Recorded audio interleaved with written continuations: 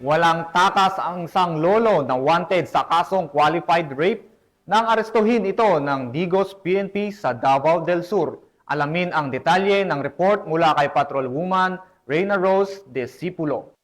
Arestado ang isang lalaki matapos na pag-serve ng warrant of arrest ng Digos PNP sa Purok Siriguelas, Barangay Quiagot, Digos City, Davao del Sur. Enero 21 nitong taong kasalukuyan.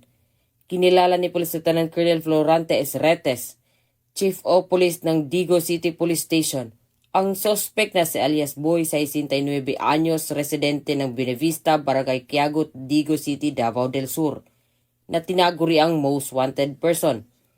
Dagdag pa ni Police Lieutenant Colonel Retes, naresto ang suspect na tauhan ng Digos City Police Station, Criminal Investigation Detection Group, Davao Sur Provincial Field Unit, Regional Mobile Force Battalion, 1104th Maneuver Company, at sa bisa ng warrant of arrest na kasong qualified rape na walang inirekomendang piyansa.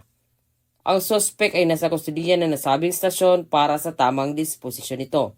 Samantala, ang laban kontra kriminalidad ay patuloy na pinapaigting ng Police Regional Office 11 sa pamumuno ni Regional Director Police Brigadier General Leon Victor Z. Rosete, alinsunod sa kampanya ng Bagong Pilipinas na panatilihin ang kapayapaan at kayusan tungo sa pagsulong ng bansa.